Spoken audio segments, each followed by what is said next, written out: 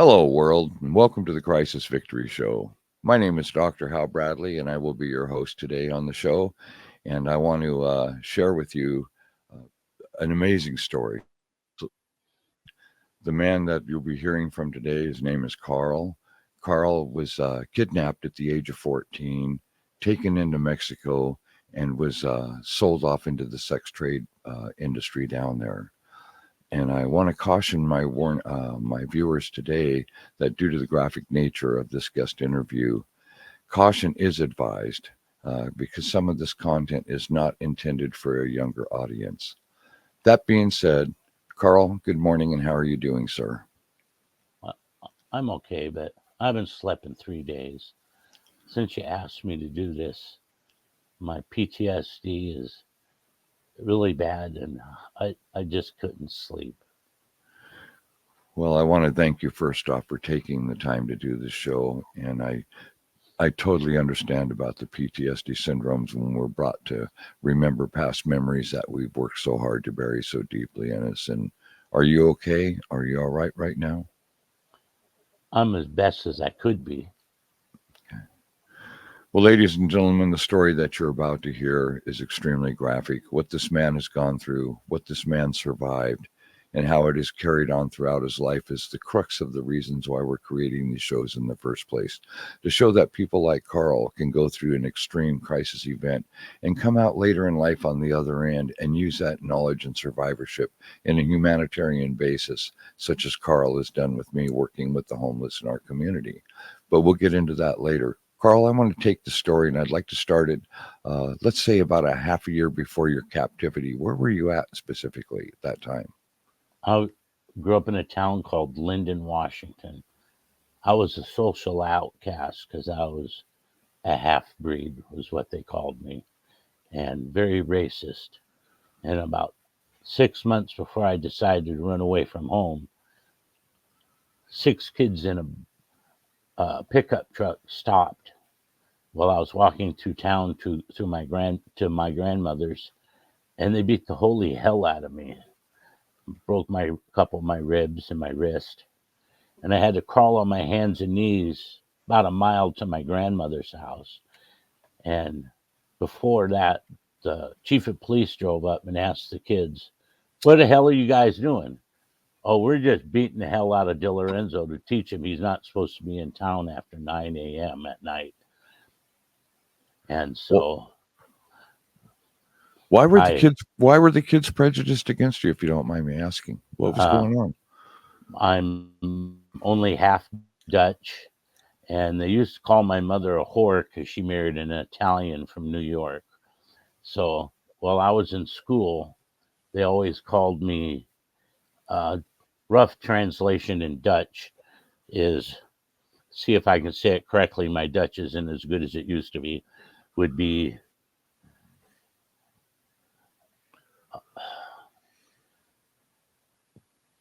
Kinder scheißen kaufen Nielenhach or Bull. In other What is words, half breed American kid. interesting? So basically, what you're saying is the So community was a Dutch community. yeah, it's a Dutch community, and my mother's Dutch, my father's Sicilian, so they didn't accept me at all. I Okay, let could me. never play sports with the kids or anything. Is this what prompted you to leave the town and leave the area? Was this the reason that you fled to Yeah, California? yeah, yeah. That's why I left. Okay, let's get into this now. When you went to California, where did you go specifically, and how did you support yourself? Well, at 14 and a half, I really couldn't go out and get a job, so I went to the local hardware store, bought a couple cans of paint and some stencils, and I walked around all the rich neighborhoods around Hollywood, Beverly Hills, and asked them if I could paint their address on the curb for a couple bucks. And I just told them I was working my way through school, and I was making money hand over fist, believe it or not. Some days I'd make up to $75. In 1971, 75 bucks was a lot of money. Yes, it was. It was indeed. So let me ask you this, Carl. How did you meet the people who ended up abducting you and taking you into Mexico? Well, right down from where the Brown Derby used to be was a coffee shop. And I'd go down there every day, have a coffee, just kick back, because it was like a little place where people would play their guitar and tell poems, and I felt comfortable there. And there was a couple that was always there. They'd buy me a coffee or a donut or a piece of pie, and so they befriended me. So I thought, oh, well, they must be really nice people, because no one ever treated me nice when I was a kid. So So I you was they pretty naive. so they gained your trust right away. Yeah. Okay, can you take us from that point and how you ended up in Mexico? Well, one day they said, well, tomorrow we're going to go to Tijuana. Would you like to go? And I said, sure. So they said, well, I'll just be here in the morning about 8 o'clock. So I was there, and uh, we went to Tijuana. What happened then? We went to a cafe restaurant type place in Tijuana, and I ordered a cup of coffee, and uh, I was drinking the coffee. It was a little bitter, but I never had Mexican coffee before, so I drank it and had another cup. And when I woke up, I was chained to a wall in a basement of some building. Wow, that's incredible. Can you tell us? Can you describe the room, please? Well, when you look straight ahead, there was a concrete wall with a door.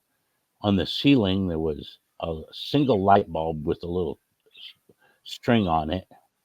And to the left of me was a window that was kind of ground level, because I could see light going through it, but all I could see was dirt. And about an inch above of the toward the top of the window, I could see light. My So I God, knew I was in a basement. what was going through your mind at that time? My God, you must Well, have been scared to death. I was scared shitless, and I was chained by my neck to a wall. I had about 7 inches I could move forward, and my arms were up above my shoulders, each chained to the wall by my wrists, and my ankles chained to the floor. Could you hear any sounds? Is there anything that was going on in the basement that was alerting you to the crisis that you found yourself in? I could hear sounds on the other end of a wall, and I really couldn't tell you what they were, but I heard screaming directly across from me. And upstairs, I could hear just moans and groans, and uh, occasional holler and yell, and even a few gunshots. So I was scared. I pissed all over myself. I was totally naked, and I defecated right there on the floor. My God, my God. Can you tell us, if you don't mind, the first contact with another person? Just exactly how did that unfold? Well, the very first person to come in was some big, heavy set Mexican guy, and he said in broken English, "Oh, you're a pretty boy."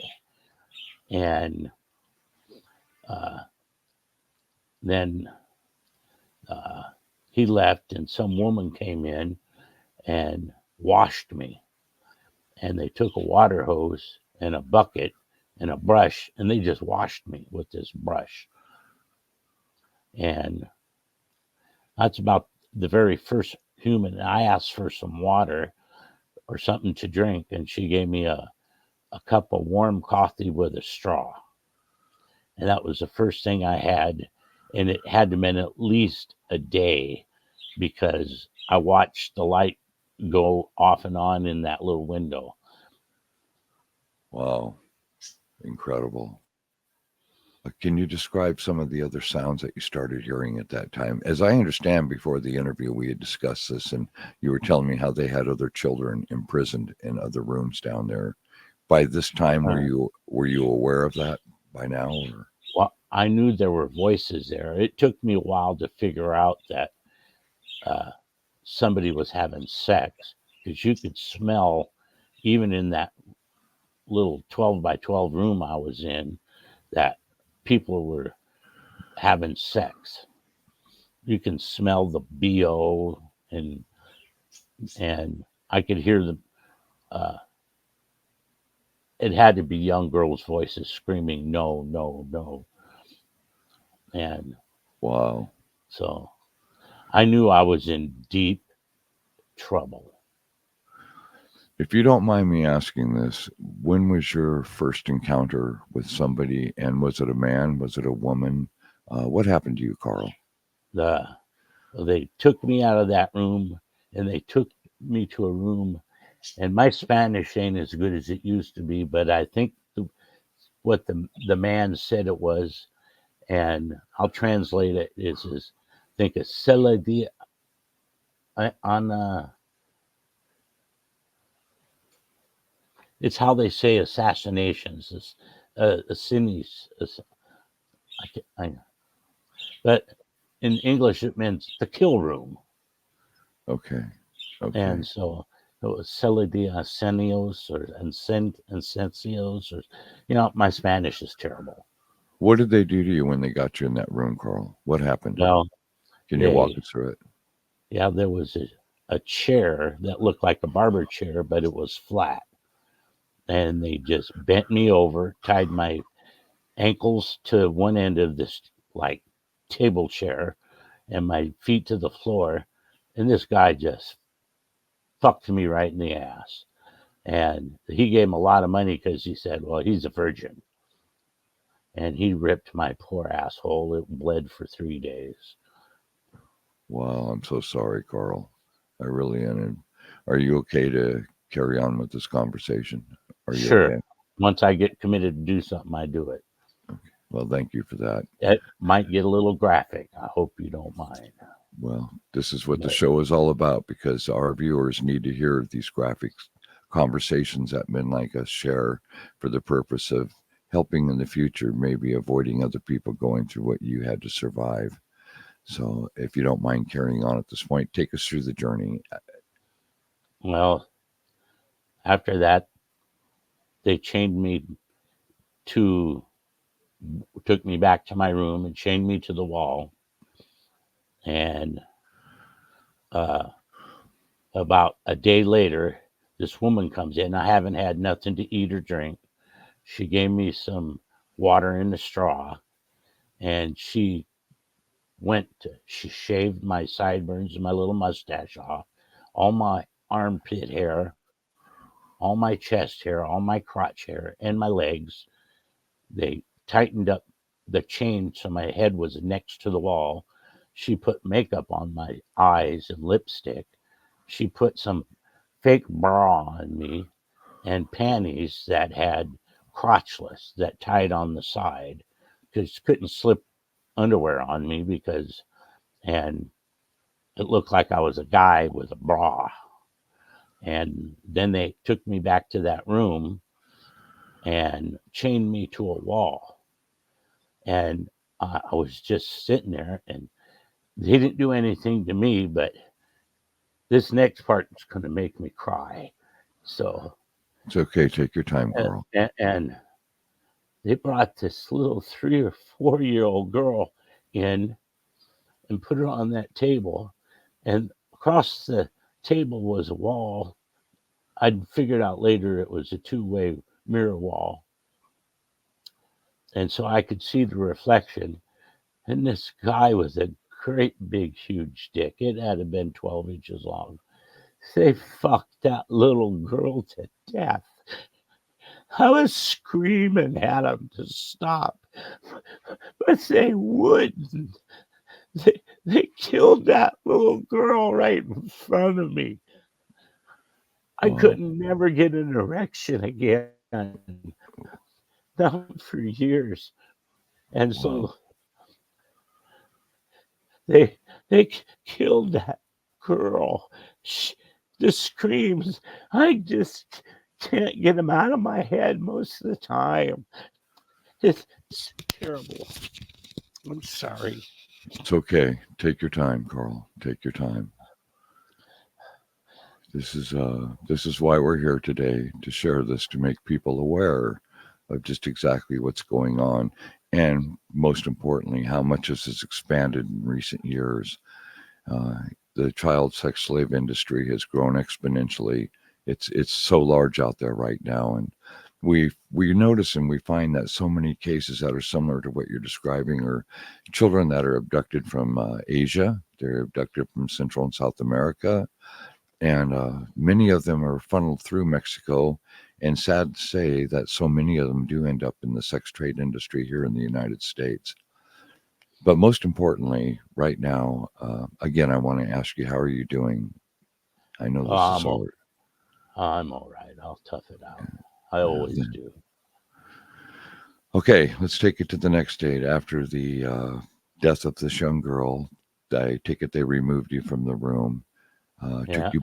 took you back to your room. Were you hearing other sounds at this time? Were there other people that you could hear in other? When I was in my room, I could hear screams, holler, and just moaning and groaning. I knew people were having sex, but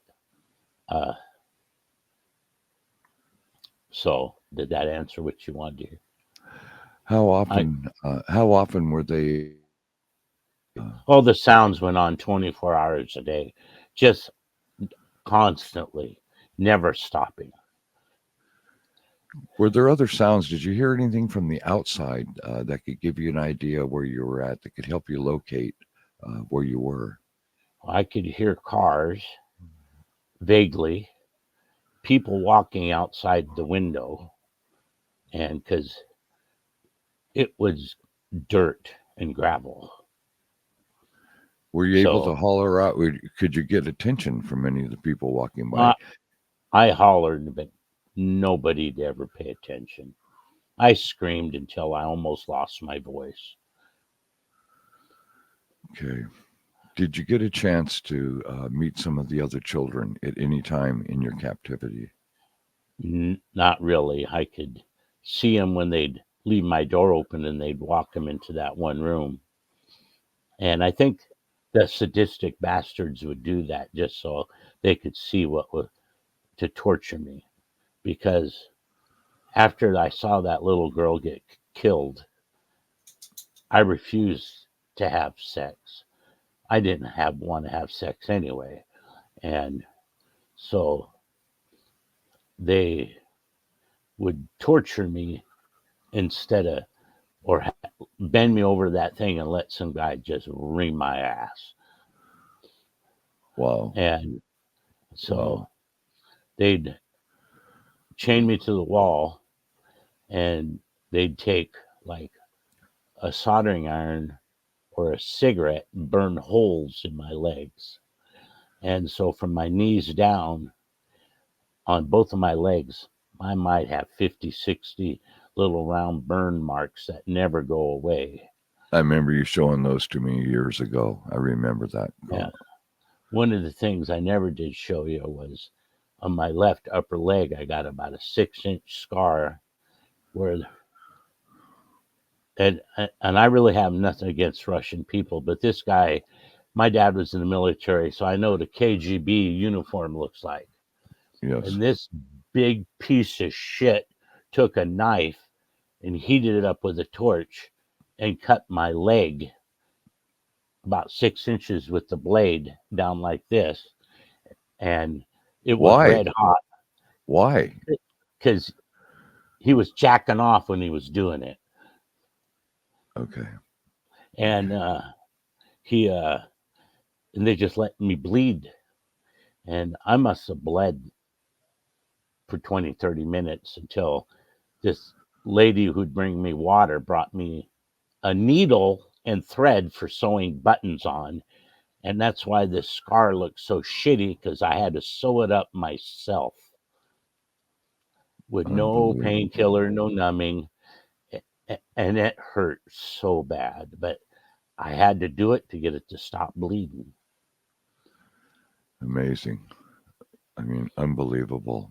I'm so sorry that you were put through that, Carl.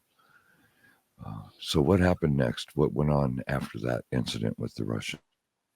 Well, they told me since I wouldn't willingly have sex that I was going to. They used the word in Spanish, and I don't know how to say it, but they were just going to use me to be beaten and tortured. And so this one person came in once, and they had a foot pedal like off a sewing machine, because it looked like the one on my mom's sewing machine. And on the ends had two clamps.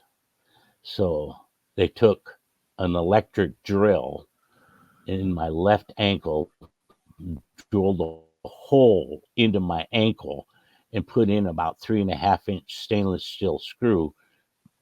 And they were laughing while they were doing it. And I was screaming and hollering. I don't know if you could visualize the pain that was, but I thought that was going to be over. But then they attached that little foot pedal on, and they put one on the screw in my ankle and the other on my right testicle. And then they'd step on that pedal and just shock me until I passed out. I'd shit and piss and scream. And but they take me into that room where the windows are when they did that. So I know they were people filming you. watching. Yeah, I've been filmed hundreds of times screaming and hollering. And after I learned what that word was, it was in English, it was called the kill and torture room. Jesus. And so I just knew they was going to kill me one of the days, because after some of the Mexicans would speak in broken English, and sometimes I think they said it just to fucking scare the shit out of me. Of course they did. It's intimidation, control, manipulation, maneuvering to put you into a different state of mind so you can suffer greater. I'm a former prisoner. I was captured on foreign soil. I get it. I know what it is to be tortured daily. I know what it is to have the will to survive torture. But and to the audience, I'd like to say that I have seen the scars. I have seen the damage that was done to this man. So I want you to take in context that this story is being told as graphic as possible so you can understand and get a picture of just exactly what goes on in the child sex slave business. The demented and perverted people that are into this kind of a thing, they like to have something that makes them feel a dominance and a control ethic within their own way of how they look at stuff like this. Are you okay to continue on? Yeah. I'd like to talk about how. Let me tell you a little something else. Please. Go ahead. No, please. I want to hear it. The floor is yours. Oh, you notice how that when I walk, I limp all the time? I do. Almost every footstep hurts.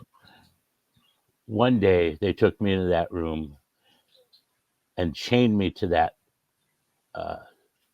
pedestal, sitting down with my legs out, and a guy took a baseball bat and beat bottom of my feet till they were swollen up about the size of a football, each one of them. But they broke almost all my bones in my feet. And those creepy Go ahead. Were they being paid to do this to you, or were they paying somebody there? Somebody would pay them to torture me. Some customer would come in, and that's how they got their jollies, because when he got done beating my feet, he was jacking off. My God. And then to continue, after my feet swelling went down, which took about 4 days, standing chained to a fucking wall, and I didn't get to sleep in a bed until about 6 months, and I was chained to that bed.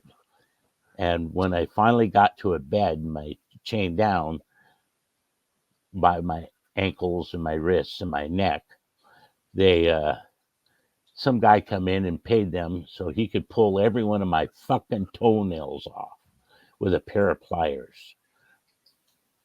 So this captivity occurred when you were 14 and a half years old. You just said this is about 6 months into it. So now you're 15 years old, correct? yeah. Jesus, how are you surviving this? How are you handling it psychologically? How are you preparing for sounds I, that you would hear? I talk to God in my mind every day. And I told him, just give me the willpower to make it through. And I hate to say this, but I told God if I ever find that guy that fucked that little girl to death, I was going to kill the son of a bitch with my own bare fucking hands. And when we get to when I left, it's going to be pretty graphic because I don't think I ever told you all that. Well, I know that it's been hard for you to tell me any of it, Carl. To my audience, I want you to know that this is extremely brave of this man to share this testimony with you today. This wasn't just something that we started talking about in recent days. It's taken us about a year to prepare Carl for this interview. So, Carl, that being said, you're 6 months into it. What's going on right now in your life? What's going on down there in that room? What's going on down there with the type of people they're bringing to you? Can you explain it, please? Since I willingly wouldn't have sex, they'd take me into the other room and they'd either torture me or bend me over and just brutalize my poor butthole. And whenever they had a little kid that they wanted to torture, they'd dress me up like they did before, chain me to a wall so I could watch.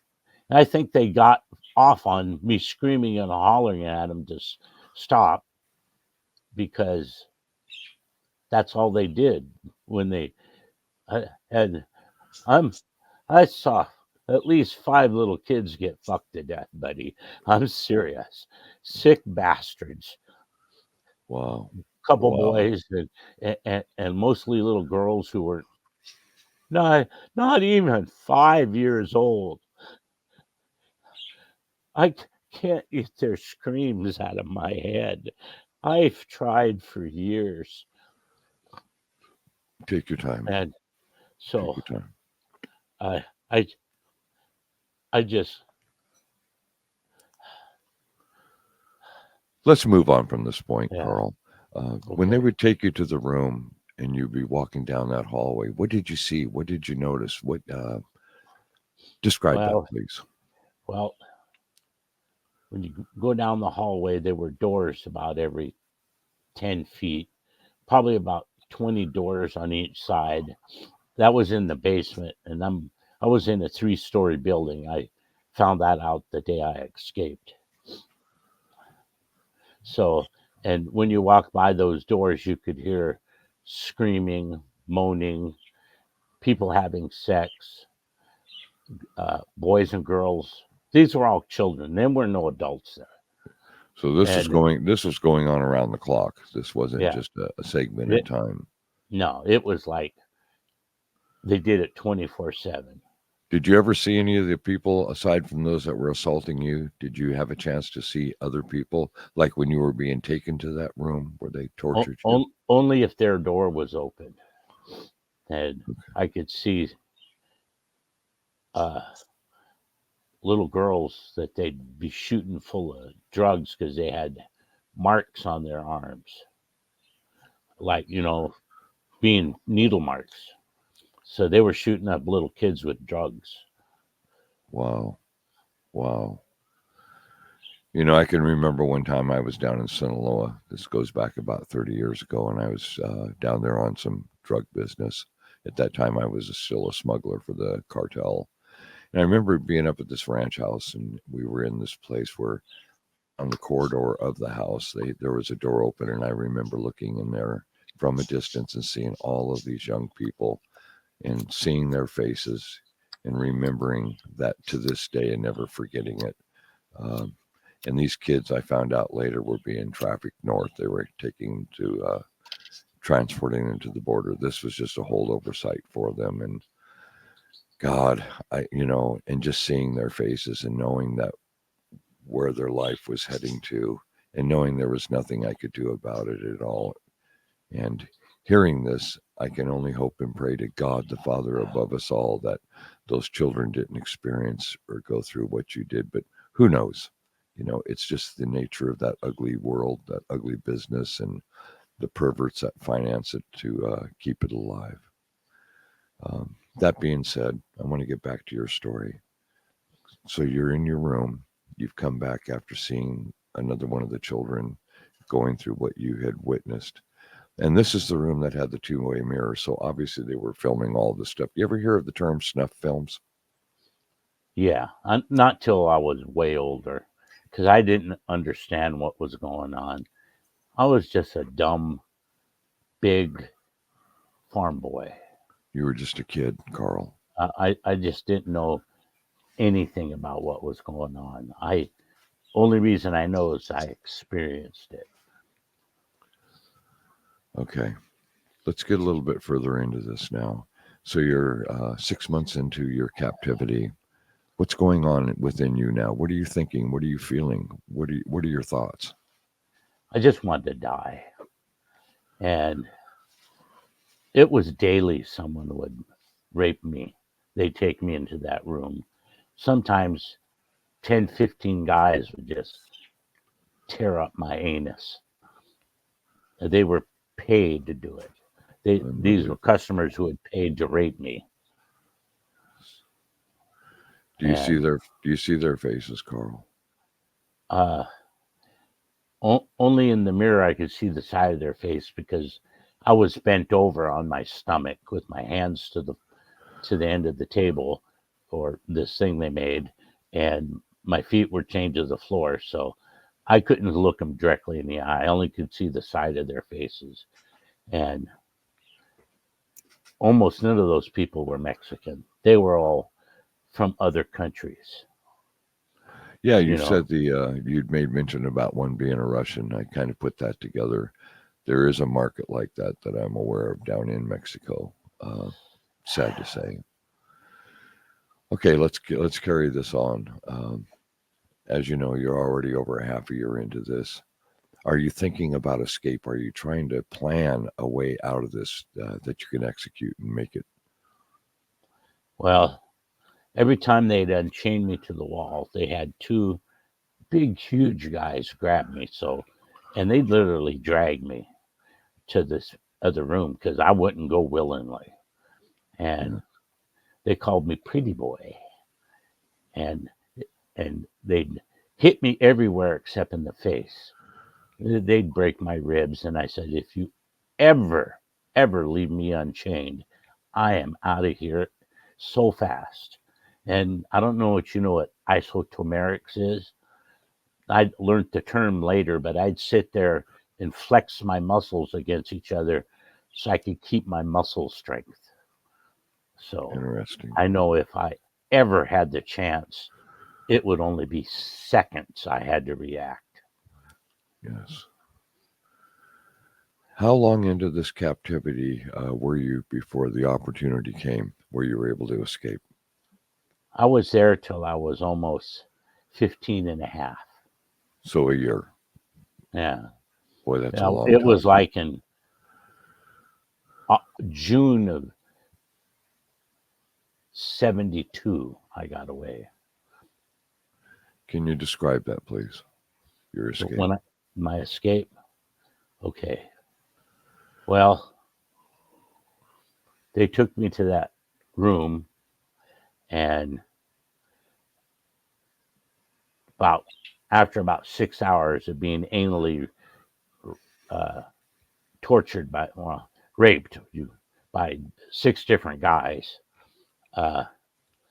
one of the guards, we'll call them, left, and the other guy unchained me and unchained my ankles and my feet, and the neck chain was only like 12 foot long, and they just unhooked it from the floor to drag me. And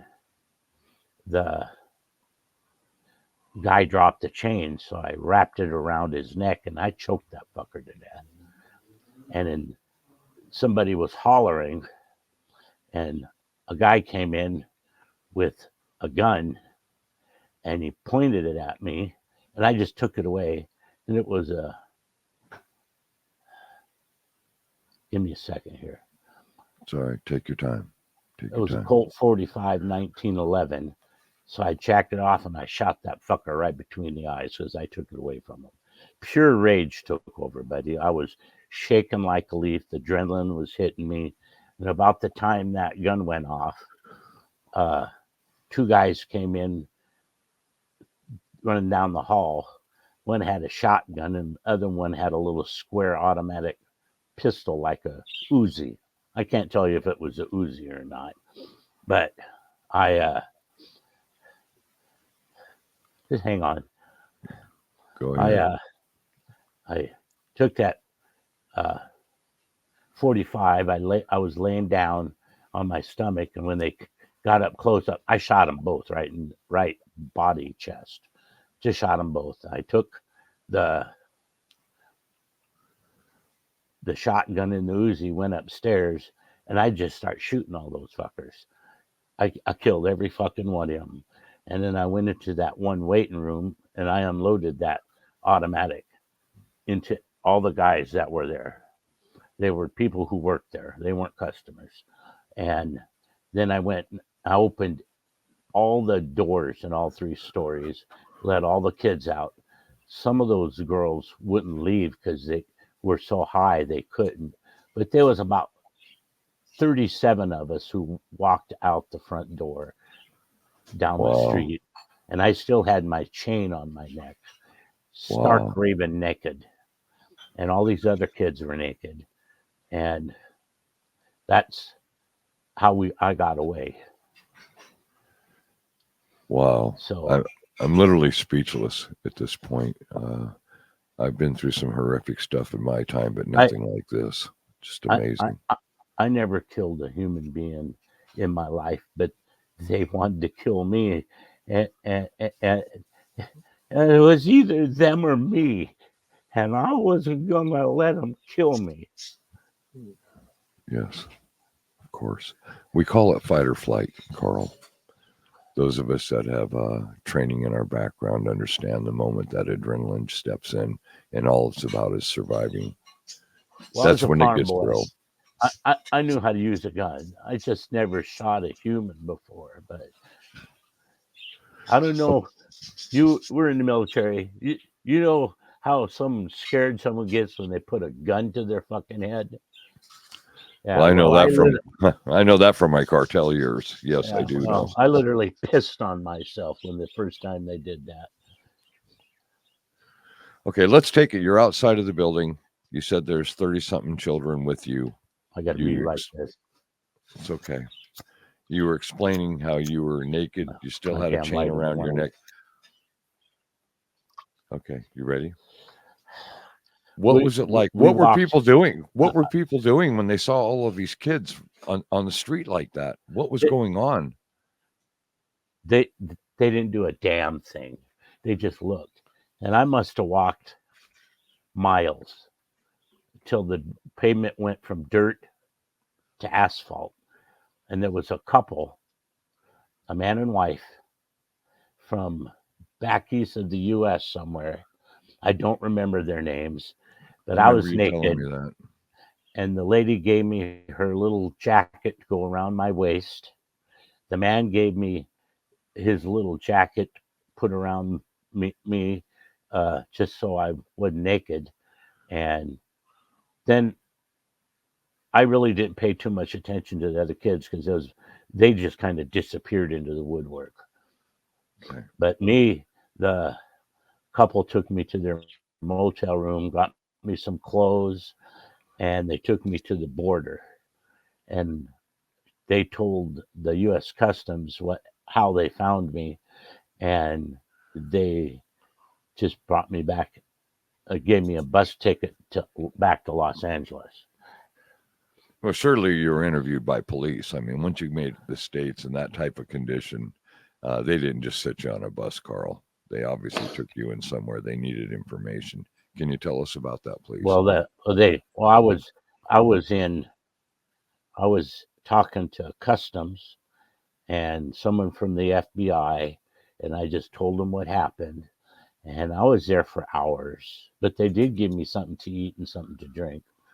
And uh, since I never committed a crime in the United States, they got me a bus ticket to Los Angeles. Well, you remember this night, the end of 1972, almost 1973. So that's what they did. Interesting. But Did they offer you they counseling? Did they offer you anything at all to help you psychologically once yes they had heard they your story? they gave me an address of a counselor in Los Angeles, West LA. So I talked to her for about a month, and then I decided I was going to leave. So I started picking fruit all Wow. in California and then all over the United States. That's what I did till I was 18 years old, was pick fruit. Did you ever return to Linden? Did you ever go back where you were from? Yes, not till I was 19 years old. And I found out that through my friends, I was up in 100 Mile House, Canada, visiting some friends. And they told me that my mom and dad had quit drinking and my mom quit using drugs. So I stopped in the day after Christmas, 1974, I think it was. Wow. Okay, as we get ready to wrap the show up today, Carl, I'd like you to tell people a little bit about where you're at today in life. One thing I will say, and I'd like to interject to the audience, is for the last few years, Carl has worked with me through Salvation Army, where we would pick up food. We would deliver food to the trap houses. We delivered to the camps. Carl was very instrumental in helping me with people that were suffering crisis events in their own right. And I tell you, Carl, I can't thank you enough for the help that you did give the people. I believe we even had some photographs that I'd given to our executive producer to show on the air with you working with me in that industry. Is there any advice that you can give to people in the audience that have heard this story at this time? Anything you'd like to share that can maybe help prevent other children from getting into these situations? Well, tell your mom and dad if anybody really is trying to be friendly, because that's a danger. Strangers aren't usually so friendly. They're nice and giving gifts. And the thing is, there's a lot of things that these evil people do to follow people from grocery stores and stuff just to see where these kids are at. So what you're saying then is if you see something, say something, That's right. correct? Right. Absolutely. I'm glad you're smarter than me. I wouldn't go as far as to say that, but I have survived things. I get it.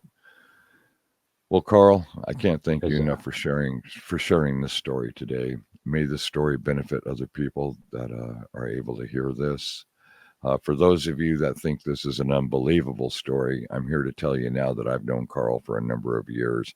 I've seen the scars on his body. I've been personally involved in the counseling of his PTSD issues. I believe this to be a true story. We're going back to 1972 when things were certainly a lot different down in Tijuana. At that particular time, I was serving in the U.S. Army overseas, but when I got back in 74, I had a friend that lived in Tijuana, so I was down in that zone. And yes, it was a very dangerous time, a very dangerous place to be in. And the corruption in the police departments was probably at its greatest height during that time. That was the foregrounding era of the beginning of the construction of the actual drug cartels. They were no longer families. They were becoming syndicated and organized at that time. Human trafficking is an epidemic in our world right now that we live in daily. There's information that's out there showing the exponential growth of what's going on with children that are being marketed. And again, I can't reiterate enough to the audience that if you see something, share that information immediately. You may be saving a life on the spot. You may be preventing somebody else from going through and experiencing what Carl has shared with you today. And that being said, if you enjoyed the show today, if you like these type of interviews, then please hit like, share, and go to my website and leave a comment. Carl, I want to thank you. God bless you today, and God bless you always. And I'm so glad that you survived through it. I can't thank you enough for sharing this amazing story. And I see you almost every day now. You're one of the tenants in our rental properties. So you just hang in there, sir. And if there's anything I can ever do to help you in any way at all outside of being your landlord and an associate, don't hesitate to come to me as you have in the past. Ladies and gentlemen, this is the end of the Crisis Victory segment for today. I want to thank you for witnessing this show and hearing Carl's story. And again, if you see something, say something. That being said, as I close out today, and as I always do on my shows, go victors. Adios y vaya con Dios. Ciao. Ciao. Take care, Carl. Thank you.